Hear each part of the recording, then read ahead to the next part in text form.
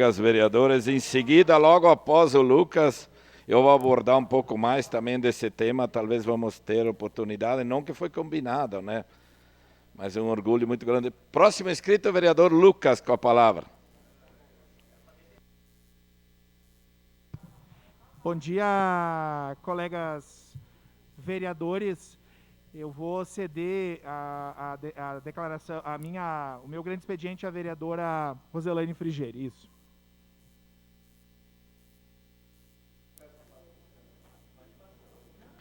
Por cedência do espaço do grande expediente, então, vereadora Rose Frigieri, com a palavra da tribuna.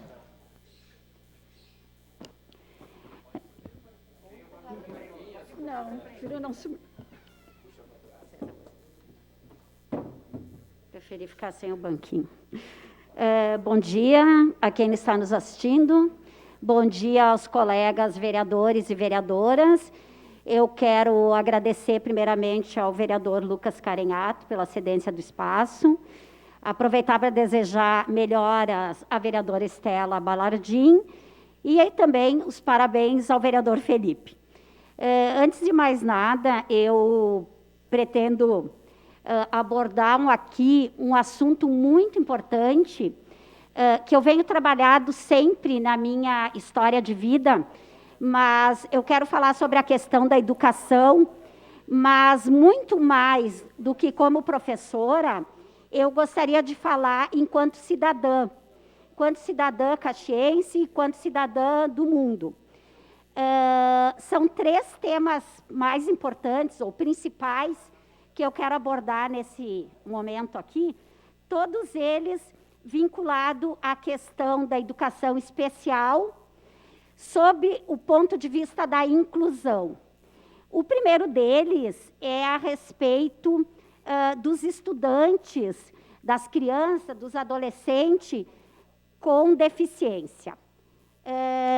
Eu sei que a semana passada, se eu não me engano, sexta-feira, teve a entrega de um abaixo-assinado, de um documento, de um grupo de familiares, profissionais da educação, eu como professora, mas também como suplente de vereadora estava acompanhando, foi entregue esse documento para o prefeito municipal, fazendo a cobrança da lei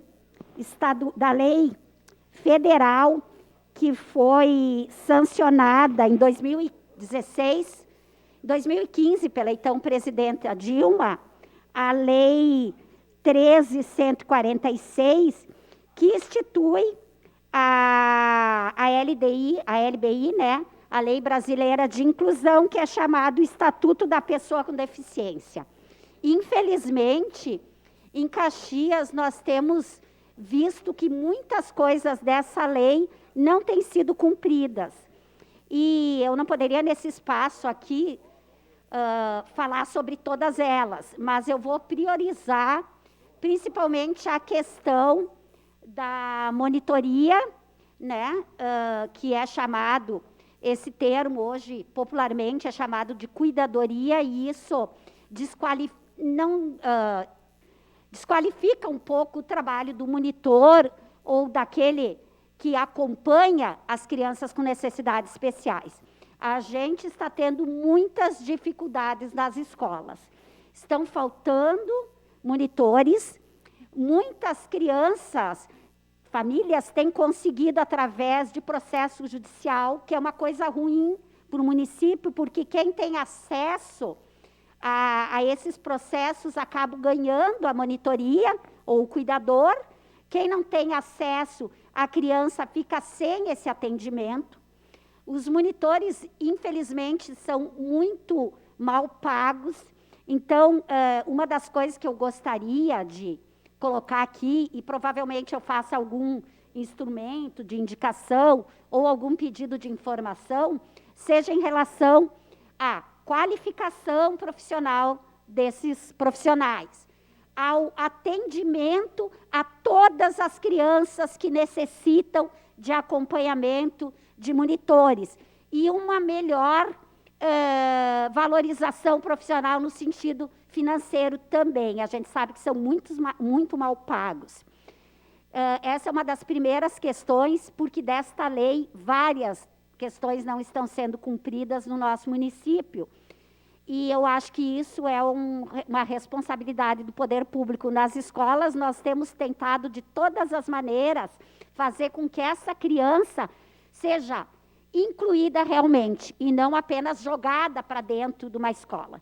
A nossa luta enquanto professoras, enquanto comunidade escolar, enquanto famílias, é que essas crianças aprendam, porque têm condições de aprender, cada uma no seu ritmo, no seu modo, da sua maneira, mas tem condições de aprender.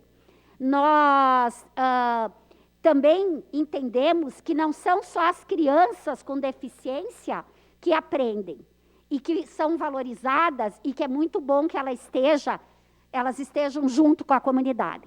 As demais crianças também se beneficiam muito disso, porque desde aquele espaço da escola, que o espaço da escola tem que ser um espaço da diversidade que a gente encontra na sociedade, ela é uma micro-sociedade, aquelas crianças que convivem com pessoas com diferenças, seja elas também, poderia falar dos superdotados, que não é bem esse o termo, né? Mas, enfim, as pessoas aprendem também. Aprendem ao respeito, a não discriminação, a tolerância. A gente vai construindo uma sociedade, de modo geral, mais inclusiva com esta participação dessas crianças na escola. O segundo tema que eu queria abordar em relação à educação é em relação à imigração. A gente tem visto há muito tempo, né, há cerca de 10 anos, que esse fenômeno tomou conta da nossa cidade, desde haitianos, senegaleses, ganeses, mais recentemente venezuelanos, mas esta entrada de imigrantes na nossa cidade continua ainda, e bastante intensa. Vou falar do meu caso em particular. Eu tenho 3 alunos que são do Haiti, uma da Venezuela, um que é do Haiti, mas morou muito tempo na República Dominicana. Eles falam diversos idiomas, desde o espanhol até o crioulo e o francês. E eu tenho visto que essas crianças são colocadas na escola. Teve gente que veio esse ano para cá, cheio de problemas, pobreza enorme. Só citando do Haiti, todo mundo sabe a relação, a situação que está aquele país. Uma parte, vereadora. Quem pediu? Só um minutinho, concluir, já te dou. A pobreza daqueles países, as crianças vêm preocupadas com seus familiares que deixaram lá, chegam aqui muitas vezes sem o mínimo para a sobrevivência, sem o mínimo de roupa, de alimentação, que as escolas têm suprido isto. E chegam na sala de aula, nós, como professoras, não conseguimos incluir de uma maneira eficaz e eficiente para que essa pessoa realmente se sinta da comunidade escolar. Então, nós temos tentado da forma que dá, mas se sente muita falta de um atendimento, de uma proposta, de um acolhimento do gestor, do poder público, de uma política pública que trabalhe efetivamente com essas crianças e adolescentes, com a família de modo geral, mas aqui no caso eu estou falando dessas que estão na educação e que nós não temos conseguido dar o acolhimento na forma que a gente precisaria dar. Eu até fui pega de surpresa ontem à tarde de assumir esse espaço. Se eu soubesse, eu traria um trabalho de uma aluna em especial da Venezuela, que ela fez um cartaz, que era o trabalho da minha aula, né? Sou professora de História e Geografia, sobre o que ela sente enquanto imigrante aqui na nossa cidade. Foi uma obra de arte e eu gostaria de alguma oportunidade até mostrar para os senhores, para as senhoras e para a população de modo geral. Com a parte, vereador Fantiral. Obrigado, vereadora. É um tema importante que a senhora está está tomando hoje na tribuna. E a senhora, como professora, então eu lhe faço uma pergunta em questão de curiosidade, né? Como é que essas crianças, no caso vindo de lá, assim, entrar numa sala de aula com uma língua diferente, com costume diferente, como é que é muito difícil para elas nos primeiros momentos aí? Porque, por exemplo, a senhora está dando aula de português, né? E aí eles falam outra língua, não conhecem muitas vezes o português. Como é que a senhora consegue... A senhora entende o que eu estou tentando dizer, né? É uma curiosidade que eu tenho, porque deve ser complicado, né, vereadora? Obrigada. Eu agradeço a parte e realmente é muito difícil. Nós tentamos de todas as maneiras. Por exemplo, o trabalho escrito, nós temos que fazer a tradução para o crioulo e para o francês, em algumas... A gente faz a parte em português e a tradução. E para as demais, nós tentamos a gente conseguiu dar um notebook para ele tentar uma tradução na hora. A outra nós descobrimos essa semana que ela tem 12 anos e não é alfabetizada nem no idioma dela. Né? Então, imagina entender, nem a tradução não estava servindo. Por isso que se diz, a gente precisa ter um atendimento no contraturno, algumas aulas de português específicas para essas pessoas. Eu gostaria que a vereadora Denise pedisse uma declaração de líder. Em declaração de líder, a bancada do PT permanece. Rose com a palavra. Então, esse é um assunto importante na questão da inclusão, né? Nós sabemos que tem muitos emigrantes caxienses em outras cidades. Então, assim como nós gostamos que os nossos sejam acolhidos lá fora, nós temos que acolher os que vêm para cá. A questão de fluxos migratórios, não vou dar uma aula de história aqui, mas ela acontece desde que a humanidade existe, desde a pré-história. E muitas vezes as fronteiras têm sido uma tragédia na humanidade, né? Muitas vezes na história e atualmente também. E o terceiro tema, e o último, é a questão que eu acho, essa casa já debateu, mas eu não posso deixar de colocar, que é a questão da inclusão do jovem adulto, aquele que não tem alfabetização e letramento, né? Que são coisas um pouco diferentes, mas de um tempo para cá, Caxias vem vindo na contramão da história, de todo o desenvolvimento que a gente quer enquanto humanidade. Nós tínhamos, acho que alguns anos, 2017, se eu não me engano, até 2017, 18 turmas de EJA, passaram até 6, e agora, do nada, há cerca de uma semana, a Secretaria da Educação comunicou às escolas que têm essas 6 turmas, que 4 fecharão, ficarão apenas 2 escolas.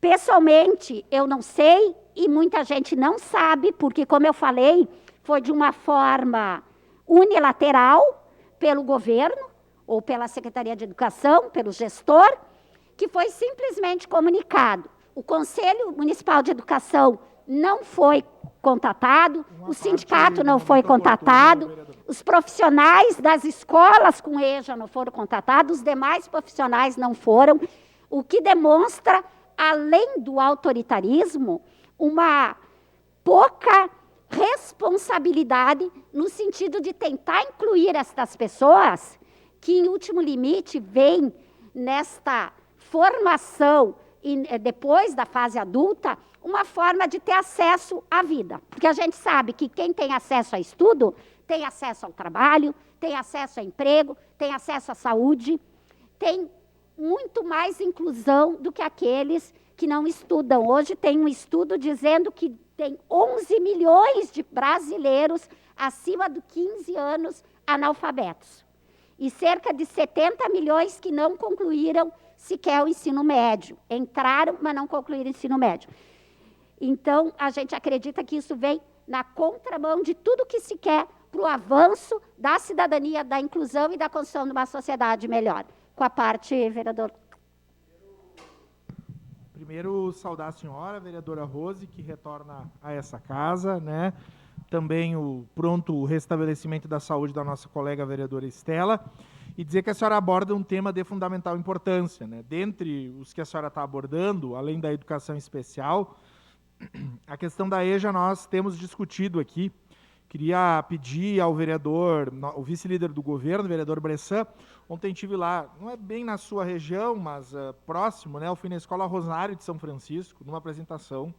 A direção me convidou, enfim, ontem à noite. Uma dessas escolas que terá a educação de jovens e adultos, né, fechada, e no sentido de reconsiderar. Queria lhe convidar para que a gente pudesse fazer uma visita lá. Sexta-feira nós vamos ao Castelo, à noite, lá no Fátima, e o que a gente percebe é que tem demanda, né? Ao menos a comunidade. Ontem eu conversei com a comunidade, os estudantes. Então, acho importante trazer esse tema à tona. A modalidade é importante. As comunidades escolares estão preocupadas, especialmente os alunos que não concluíram as totalidades, que não têm condições de ir para as outras escolas. E nós entendemos que é importante esse olhar atento e, se possível, reconsiderar essa questão. Então, deixo o convite, eu me coloco à disposição, acho que a vereadora Rose também, os outros colegas, né, para que a gente possa estar fazendo isso. Obrigado. Obrigada, vereador Lucas.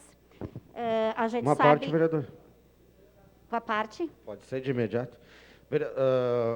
Obrigado, vereadora Rosa. Primeiro, cumprimentar a volta da senhora a esta casa e dizer que sim, a gente está, com certeza, muito preocupado com a questão do EJA. Tivemos uma audiência pública aqui nesta casa na semana passada e sabemos que o vereador Lucas colocou, a gente entende a situação, mas a secretária já deixou, né, que não é definitiva. Ela deixou sempre em aberto a situação de nós poder, sim, voltar atrás e entender se a demanda for grande. Então, primeiramente, nós vamos buscar essas pessoas, né? Vamos pôr os ativos, realmente quem quer, quem pode, e dar condições, principalmente para o deslocamento dessas pessoas que querem estudar e querem se inserir no mercado de trabalho também, para posterior nós repensar a questão que não seria de fechamento, mas seria sim de oportunizar melhores condições para essas pessoas poderem estudar. Então, é um momento de estudo ainda, que tenho certeza que vamos reconsiderar, se caso precisar. Muito obrigado pelos convites e, com certeza, tenho à disposição para ir junto com os colegas que são professores. Obrigado. Agradeço também e eu quero só dizer que realmente tem muita dificuldade de o aluno entrar no início do ano e seguir até o final, mas a gente sabe que numa situação cada vez pior de tudo, que as comunidades, com as pessoas carentes, pessoas que estão no EJA, adultos, são pessoas que em outras fases da sua vida tiveram que trabalhar, tiveram que se dedicar a outras, priorizar outras questões. E a gente sabe da dificuldade. Então, nós não precisamos, eu temo um pouco isso, vereador Bressan, porque ainda no governo Guerra, quando foi fechado aquelas EJAs, eu estive numa reunião na Procuradoria, com a procuradora Simone, e foi colocado exatamente isso. Nós pretendemos só fazer um teste esse ano. A ideia é que provavelmente volte. E não só não voltou, como ainda tem a proposta de diminuir. Porque a demanda, ela existe. Mas na relação do EJA, nós precisamos fazer aquilo que nós chamamos de busca ativa. É o poder público que tem que ir atrás das pessoas, que tem que fazer propaganda, que tem que se empenhar para que as pessoas façam o EJA e concluam seus ensinos, né? Então, é o inverso, nós não podemos ficar esperando que as pessoas, nas suas tragédias, nas suas pobrezas, venham querer estudar, embora tenha gente que faça isso. Nós, o poder público, né, ele precisa tomar essa iniciativa. Então, eu só quero, por fim, agradecer novamente, mas fazer um agradecimento especial de público aqui à secretária municipal de planejamento, a Margarete Tomazini Bender, porque nas 2 outras vezes que eu estive nessa casa, eu encaminhei algumas indicações ao Poder Legislativo, Poder Executivo. E a secretária Margarete prontamente deu retorno, está junto, estou acompanhando isso, junto com o Poder Municipal, fazendo os encaminhamentos daquilo que foram feitos aqui nessa casa, quando eu estive em janeiro e maio. Então, quando a gente é oposição, mas quando há um ato do governo, onde há esse retorno e essa demonstração de vontade nos encaminhamentos das questões da população, nós precisamos fazer esse reconhecimento publicamente também. Então, era isso. Muito obrigada.